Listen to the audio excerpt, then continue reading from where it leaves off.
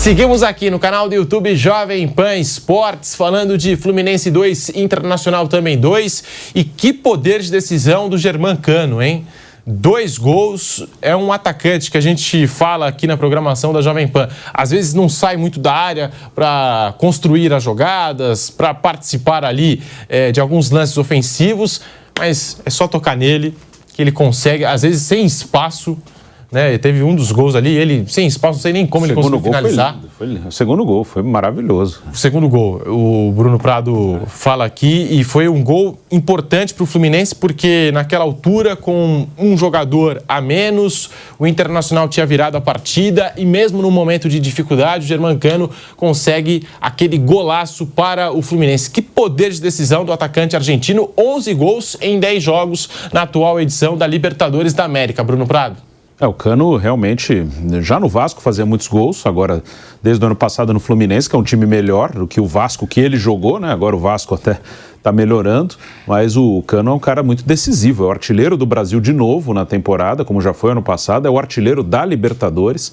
Então o Germancano é um cara que resolve jogo para o time dele, que é o Fluminense. Ontem ele conseguiu esse empate aí num momento bem complicado para o Fluminense no jogo. O Fluminense teve a expulsão do Samuel Xavier no final do primeiro tempo, na sequência tomou o empate do Internacional e no segundo tempo tomou a virada, e o Inter teve uma chance ali de liquidar o confronto. Acabou não conseguindo, muito porque o Cano fez o gol de empate, assim, impressionante, o posicionamento, ele estava marcado, o cara do Inter estava colado nele. Ele conseguiu achar um espaço com um toque só, finalizar e fazer um belo gol, né? Um ótimo centroavante. É um confronto que está aberto. O jogo foi muito legal, foi um jogo muito bom. Acho que quem sentou para assistir o jogo gostou do que viu. Daqui a pouco a gente vai falar de Boca e Palmeiras. Eu imagino que será um jogo bem diferente, até pelo estilo dos dois que se enfrentaram ontem e o estilo dos dois que vão se enfrentar hoje.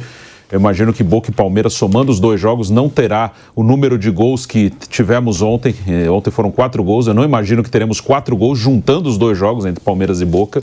Não duvido que não tenha nenhum gol ou um gol só. Nem finalizações. Muito menos, muito menos. Teremos pouquíssimas, pelo menos eu imagino isso. Às vezes a gente se surpreende com o jogo. Mas ontem é um jogo muito legal que está aberto. Melhor para o Inter o resultado, apesar de ter tido a chance ali de matar, ficou com um a mais, virou o jogo. Dava em certo momento para imaginar que o Inter poderia fazer até um terceiro gol. Mas ainda assim, se a gente esquecer essas circunstâncias, o jogo de volta é só daqui a uma semana, o Inter foi jogar fora de casa e conseguiu um empate. E agora tem a chance de decidir no Beira-Rio. Então o Inter acho que saiu do Maracanã, apesar das circunstâncias do jogo, com um pouco mais de chance de se classificar. A gente vai seguir falando aqui de Fluminense 2, Internacional também 2. Estamos retornando em todas as plataformas, pela rádio Jovem Pan, em toda a rede Jovem Pan News. Então vai deixando o seu like aqui no canal do YouTube Jovem Pan Esportes. Você pode participar também pelas redes sociais. Estamos de volta. Agora sim, estamos de volta com o bate-pronto para você nesta quinta-feira, falando de Libertadores, Fluminense 2, Internacional também 2. Você participa pelas redes sociais, como eu disse aqui, @Jovem Pan Esportes, em todas as redes sociais. Vanderlei Nogueira, o que falar desse jogo? 2-2, duas equipes que se atacaram, que disputaram um jogo franco lá no Rio de Janeiro. E o Fluminense, ao retornar para a segunda etapa sem o Samuel Xavier, com um jogador a menos, o Inter vai lá, se aproveita, consegue a virada. Depois o Inter recua no jogo, acho que perdeu até uma oportunidade, podia ter matado ali o jogo, o confronto, ter feito até um terceiro gol, recuou um pouquinho. O Fluminense voltou para a partida, teve mais posse de bola, mesmo com um jogador a menos, e o Cano achou um golaço. Aliás, 2 gols assim do Cano, ele já tem 11 bolas na rede em 10 jogos na atual edição da Libertadores da América, muito decisivo, Vanderlei Nogueira. Bom, Pedro, os números que você mostrou aí são muito próximos, o que mostra que as coisas foram muito divertidas ontem. Um jogo muito gostoso desde o início. Logo que o jogo começou, o Internacional já deu um susto no Fluminense. Depois o Fluminense mostrou algumas qualidades que saltam aos olhos, né? O que é hábil, o Marcelo, por exemplo. O Marcelo joga um futebol tão bonito, né? É uma pintura. E mostrou falhas, algumas falhas assim, perigosíssimas do Felipe Melo, né? Mas ele também foi importante em outros momentos. Enfim, um jogo emocionante. Aquele que começou a assistir não torce para um nem para outro, mas ficou, não deu para sair daquilo que estava vendo. Um jogo bonito mesmo. Fez bem para o futebol.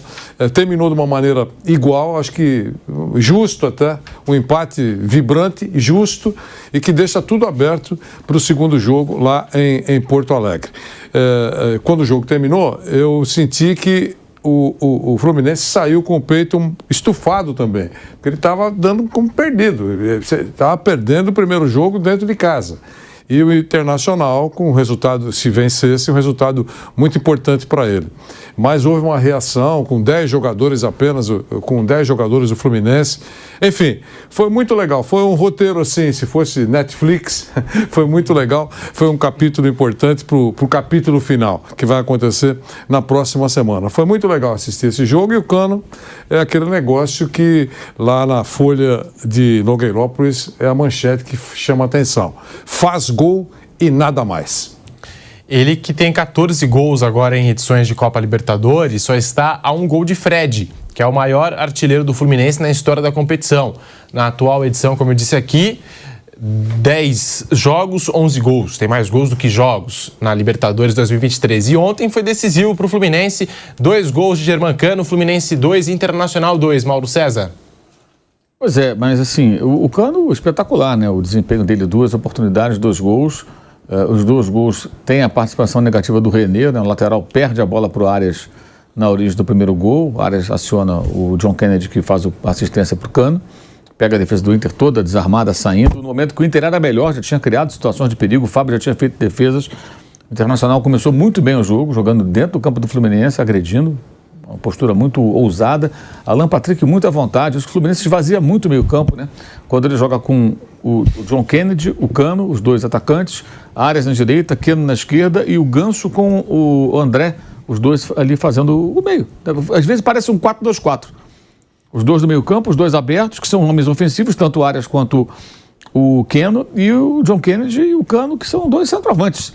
Então é uma postura ofensiva, mas assim, acaba tendo alguns efeitos colaterais, né? Que eu acho que o Fernando Diniz precisa examinar. É legal, para o jogo é bom. Agora, do ponto de vista do Fluminense, eu achei que assim, o Alan Patrick, ontem todo mundo ficou encantado. Ele é um bom jogador, todo mundo conhece, é experiente, é um bom armador, está vivendo uma ótima temporada, mas estava muito à vontade. Completamente à vontade. Ele organizava o jogo do Inter sem ser molestado, sem ser incomodado. E o gol acontece numa roubada de bola, falha do René. E o segundo gol do Fluminense também foi a terceira ou quarta vez que o Arias toma a bola do René.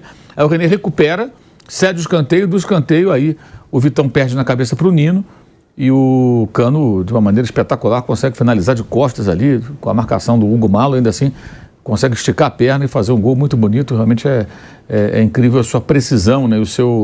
A sua regularidade, né? São 35 gols na temporada, não é pouco. Tem uma ideia, o Calera tem 12, o Gabigol tem 20, o Cano tem 35, o Luciano tem 11, somar o Calera com o Luciano dá 23, ele tem 35 gols, gente. Ah, mas é o Campeonato Carioca e tudo. Os caras jogaram o Campeonato Paulista também aqui, ele está fazendo gol na Libertadores, uma média de mais de um gol por jogo na Libertadores. Então, convenhamos, né? Não é pouca coisa, não. É muita coisa. E o grupo do Fluminense não foi um grupo molezinha também, não. Na fase de grupos também o Fluminense não enfrentou nenhuma facilidade. Foi um grupo até forte, com River Plate e tudo mais. Então, acho que no final ficou um gosto meio amargo para o Inter, que a vitória aparecia nas mãos. Mas se você pensar, que se alguém perguntasse para o torcedor colorado, que tal um empate 2-2 e um lateral direito titular suspenso do Fluminense para o próximo jogo? Topas? Acho que todo mundo toparia. Bom negócio. Porque as pessoas imaginavam o Fluminense ganhando o jogo, né? Pela atmosfera, o time do Fernando Diniz, o Inter muito mal no Brasileiro, mas o Inter ele é um time completamente diferente na Libertadores, né? Completamente diferente. O René é um personagem curioso, que ele fez a assistência para o gol do Hugo Malo, ele participa de forma importante na jogada do segundo gol do Alan Patrick, ele que conduz a bola por dentro ali, inicia a jogada. Mas, assim, defensivamente foi um desastre. Ele falhou várias vezes. O René, que já foi lateral do Flamengo, ele de um lado, o Rodinei do outro, parecia o Rodinei ontem. Bom na frente, ruim atrás, né? Uma coisa, assim, medonha, como ele falhou ontem, seguidas vezes, que eu acho que, assim, os acertos na frente não compensam a quantidade de erros lá atrás. E era impressionante. O Arias dava o bote e tomava a bola. Dava o bote sempre criando situações de perigo. Mas o Fluminense não acho que assim, o torcedor saiu aliviado, mas eu diria, porque a derrota parecia inevitável, mas acabou sendo, acho que o Inter melhor. Acho que no geral o Inter foi melhor. E o Inter cai muito quando sai o Alan Patrick. Aí é uma questão também difícil falar, porque ele sai aparentemente exausto. Também saiu o Maurício. Acho que os dois saem muito cansados. Mas se desse para continuar um pouquinho mais, acho que seria importante. O time do Inter perde e muito com a saída dos dois. E é justamente quando o Fluminense cresce e consegue empatar. O jogo muito bom. Eu acho que isso mostra também porque que a gente muitas vezes questiona treinadores que, em determinados cenários, com jogadores bons à disposição, jogam por uma bola, jogam aquele futebol trancado, fechado. Os dois foram agressivos, se arriscaram, proporcionaram um bom jogo, e jogar fechado também não garante nada. Você pode ficar num 0-0, ficou no 2-2. E foi um ótimo jogo de fato, e concordo com o Bruno, hoje deve ser completamente diferente. Os 8 confrontos desses dois semifinalistas, Boca e Palmeiras, na fase de mata-mata, 8 jogos, 4 de cada um, foram 2 vitórias do Palmeiras, né? 1-0 no Atlético em Minas e 4-0 no Deportivo Pereira na Colômbia, e 6 empates. 5 de 0-0 e 1 de 2-2, que foi com o Nacional, Boca Nacional, lá na Argentina. Então, de 8 jogos, 6 empates, 5 0-0. O Boca e o Palmeiras protagonizaram isso. No caso do Boca, empatou todos os jogos. Todos os jogos. 2 0-0 com o Racing, 1 0-0 e 1 2-2 com o Nacional, e vitórias nos pênaltis. Então, pelo retrospecto, que a gente pode imaginar hoje, de fato, como falou o Bruno, de repente não sai 4 gols dentro dos 2 jogos, se bobear sai um gol só, 1 0-0 e 1-0, 2 0-0 de novo. Não dá para esperar muita coisa, não. De repente, a gente até se surpreende, né? O próprio Boca Nacional foi 2-2. Pelas circunstâncias do jogo, o Nacional fez 1-0, o Boca virou, o Nacional foi buscar um empate. Pode acontecer, mas a tendência é serem times bem mais cautelosos, bem mais fechados do que no jogo de ontem, que foi de fato um jogo de equipes arrojadas, corajosas, que proporcionaram uma grande partida.